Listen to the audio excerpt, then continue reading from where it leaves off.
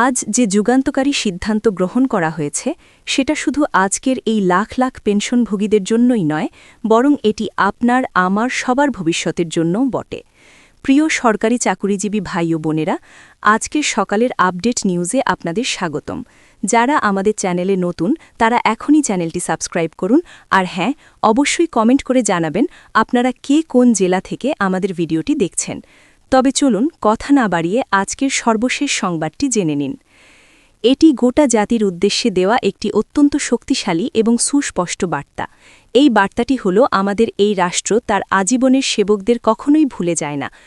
আজ বিকেল 3:45 বাংলাদেশ সচিবালয়ে মন্ত্রিপরিষদ বিভাগের অত্যন্ত সুরক্ষিত সম্মেলন কক্ষে নবম জাতীয় পে কমিশনের একটি অত্যন্ত গুরুত্বপূর্ণ এবং চূড়ান্ত সভা সমাপ্ত হয়েছে।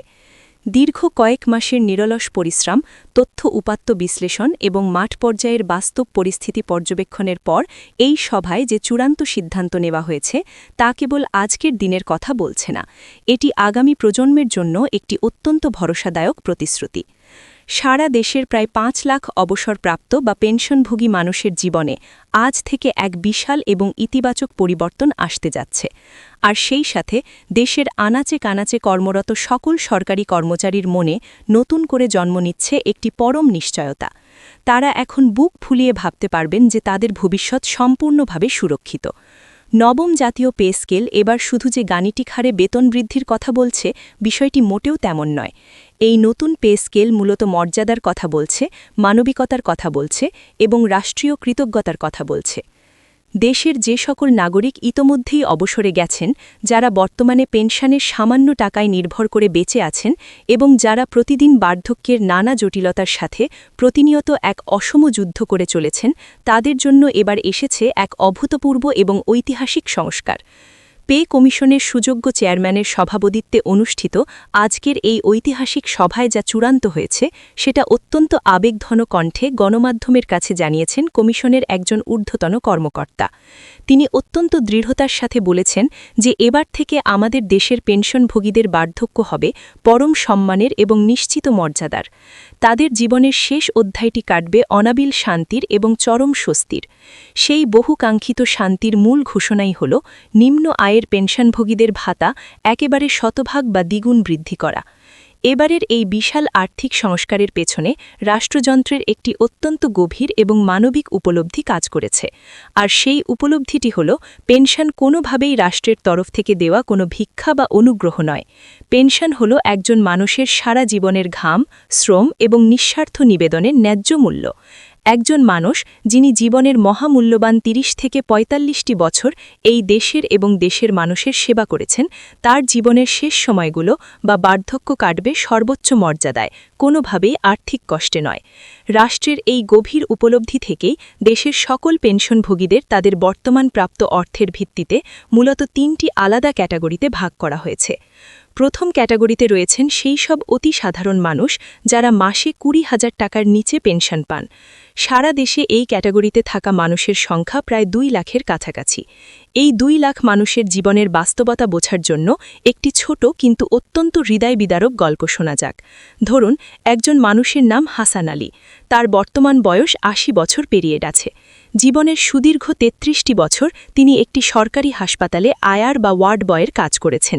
নিজের জীবনের পরোয়া না করে তিনি দিনের পর দিন শত শত অসুস্থ রোগীদের সেবা করেছেন, তাদের বিছানা পরিষ্কার করেছেন, তাদের মুখে খাবার তুলে দিয়েছেন। কত শত মানুষ তার এই মমতাময়ী সেবায় সুস্থ হয়ে হাসিমুখে বাড়ি ফিরে গেছেন, তার কোনো হিসাব নেই। কিন্তু সেই সুস্থ হয়ে যাওয়া মানুষদের কেউ আজ হাসান আলীর নাম জানে না বা মনে রাখেনি। জীবনের নিয়ম মেনে তিনি একদিন নীরবে অবসরে চলে গেছেন। বর্তমানে তিনি সরকারের কাছ থেকে পেনশন হিসেবে পান মাত্র 9,000 টাকা।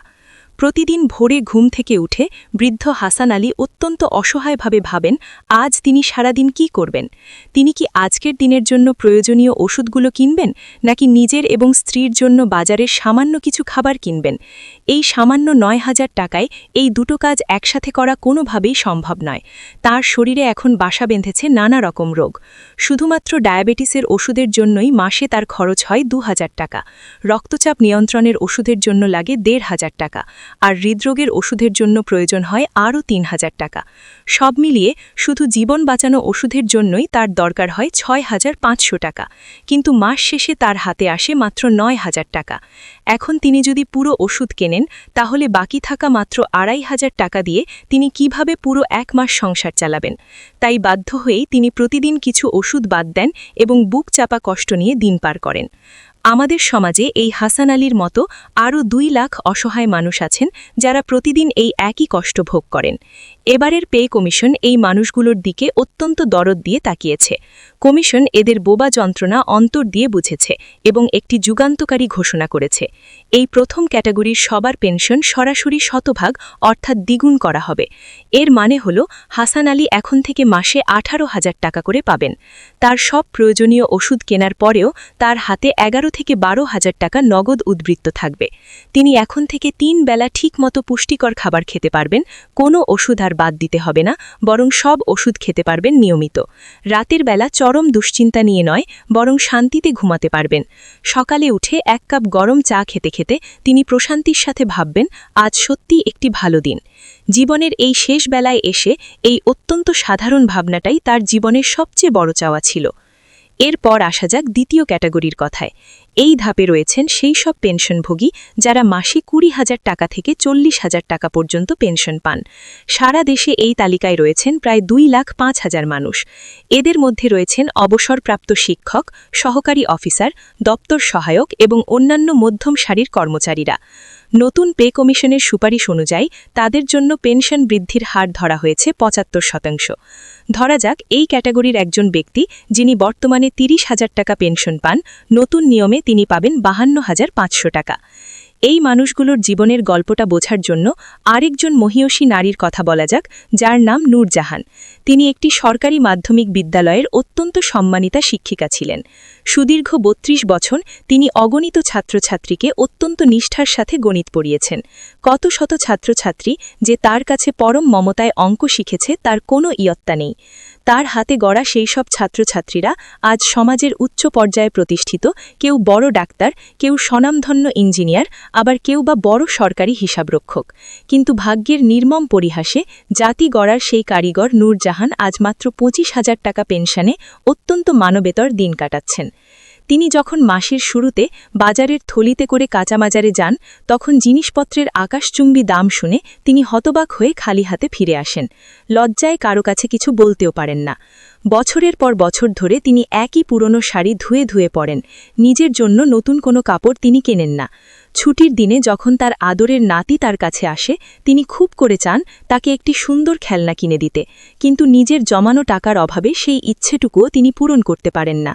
নতুন এই পে স্কেলে নূরজাহান এখন থেকে পাবেন ৪৩,৭৫০ টাকা। এই টাকা হাতে পেলে তিনি মাথা উঁচু করে বাজারে যাবেন। নিজের এবং পরিবারের পছন্দের সব তাজা সবজি ও মাছ কিনবেন। আদরের নাতিকে মনের মতো খেলনা কিনে দিয়ে তার মুখে হাসি ফোটাবেন। হয়তো সামনের ঈদে নিজের জন্য একটি সুন্দর নতুন শাড়িও কিনবেন। এই অত্যন্ত ছোট্ট এবং খুব সাধারণ আনন্দগুলো তার বিষাদময় জীবনে আবার নতুন করে ফিরে আসবে। তার বলিরেখা পড়া মুখে আবার এক নির্মল হাসি ফুটবে। এবার দৃষ্টি দেওয়া যাক তৃতীয় ক্যাটাগরির দিকে। এই পর্যায়ে রয়েছেন তারা যারা মাসে ৪০,০০০ টাকার বেশি পেনশন পান। সারা দেশে এই তালিকায় রয়েছেন প্রায় ৫০০র মতো উচ্চপদস্থ কর্মকর্তা। তাদের জন্য পেনশন বৃদ্ধির হার নির্ধারণ করা হয়েছে ৫৫%। উদাহরণস্বরূপ বলা যায়, যিনি বর্তমানে ৫০,০০০ টাকা পেনশন পান, নতুন নিয়ম কার্যকর হলে তিনি পাবেন ৭৭,৫০০ টাকা। এখন অনেকেই প্রশ্ন করতে পারেন যে সবার জন্য বৃদ্ধির হার সমান না করে এমন ৩টি আলাদা হার কেন নির্ধারণ করা হলো? এর কারণ একটাই, এবং তা হল সামাজিক ন্যায় বিচার প্রতিষ্ঠা করা। অর্থনীতির সূত্র বলে, যার আর্থিক প্রয়োজন সবচেয়ে বেশি তাকে রাষ্ট্রের তরফ থেকে সবচেয়ে বেশি সহায়তা দিতে হবে, আর যার আর্থিক প্রয়োজন তুলনামূলকভাবে একটু কম তাকে সেই অনুপাতে একটু কম সহায়তা দিলেও তার জীবনমান খুব একটা ব্যাহত হয় না। কিন্তু সবার জন্যই একটি সম্মানজনক পরিমাণ অর্থ নিশ্চিত করতে হবে, আর এটাই হল প্রকৃত মানবিকতা। পে কমিশন দীর্ঘ গবেষণার পর ঠিক এই যৌক্তিক এবং মানবিক পথেই হেঁটেছে। ভিডিওটি খুবই জরুরি, তাই দয়া করে সবার সাথে ভিডিওটি শেয়ার করতে ভুলবেন না। আর নতুন ভিডিও আপডেট পেতে এখনই চ্যানেলটি সাবস্ক্রাইব করুন।